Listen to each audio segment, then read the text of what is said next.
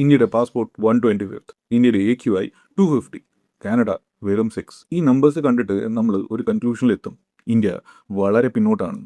പക്ഷേ ഇവിടെ ഒരു ചോദ്യമുണ്ട്, ഈ 4 നമ്പേഴ്സും ഒരേ കാര്യമാണോ മെഷർ ചെയ്യുന്നത്? അല്ല.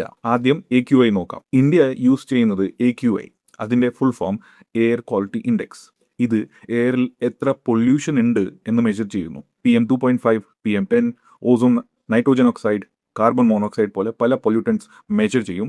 അതിൽ ഏറ്റവും മോശം പൊല്യൂട്ടൻസ് ആണ് ഫൈനൽ AQI ഡിസൈഡ് ചെയ്യുന്നത്. അപ്പോൾ AQI ഒരു പൊല്യൂഷൻ മെഷർമെൻറ്റ് സിസ്റ്റമാണ്. കാനഡ യൂസ് ചെയ്യുന്നത് AQHI, air quality health index. പേരിൽ തന്നെ ക്ലൂ ഉണ്ട്, ഇത് പൊല്യൂഷൻ അളക്കുന്നതല്ല, ആ പൊല്യൂഷൻ മനുഷ്യന്റെ ഹെൽത്തിൽ ഇന്ന് ഉണ്ടാക്കുന്ന റിസ്ക് ആണ് മെഷർ ചെയ്യുന്നത്. PM2.5, ozone, nitrogen oxide combine ചെയ്ത് 1 മുതൽ 10+ വരെ ഒരു ഹെൽത്ത് റിസ്ക് സ്കോർ കൊടുക്കുന്നു. അപ്പോൾ ഇന്ത്യയുടെ AQI 250യും കാനഡയുടെ AQHI 6ഉം കമ്പയർ ചെയ്യുന്നത് 2 ഡിഫറെൻറ്റ് എക്സാമിൻ്റെ മാർക്ക് കമ്പയർ ചെയ്യുന്നത് പോലെയാണ്. ഇനി പാസ്പോർട്ട് നോക്കാം.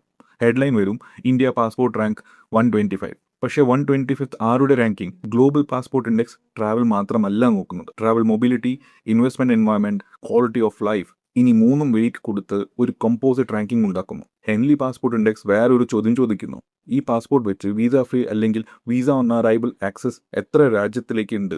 അത് ട്രാവൽ ഫ്രീഡം മാത്രമാണ്. അതുകൊണ്ട് തന്നെ ഒരു ഇൻഡെക്സിൽ ഇന്ത്യ 125th ആവും, മറ്റൊരു ഇൻഡെക്സിൽ 80th ആവും. രണ്ടും ശരിയാണ്, കാരണം രണ്ടും ഡിഫറെൻറ്റ് ക്വസ്റ്റ്യൻസ് ആണ് ആൻസർ ചെയ്യുന്നത്. ഇവിടെ ഒരു കാര്യം ക്ലിയർ ആക്കണം, ഇതിൻ്റെ അർത്ഥം ഇന്ത്യക്ക് പൊല്യൂഷൻ പ്രോബ്ലം ഇല്ല എന്നല്ല, പാസ്പോർട്ട് മൊബിലിറ്റി ഇംപ്രൂവ് ചെയ്യേണ്ട ആവശ്യമില്ല എന്നല്ല, അതൊക്കെ റിയൽ ഇഷ്യൂസ് ആണ്. പക്ഷെ മെത്തഡോളജി മറച്ചു വെച്ച് ഹെഡ്ലൈൻസ് മാത്രം ഷെയർ ചെയ്യുമ്പോൾ ആളുകൾ നമ്പറിനെ ആണ് കമ്പയർ ചെയ്യുന്നത്, സിസ്റ്റമിനെ അല്ല. അങ്ങനെയാണ് നെറേറ്റീവ്സ് ഉണ്ടാവുന്നത്.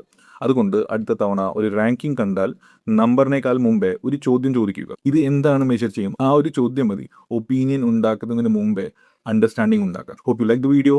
By for now.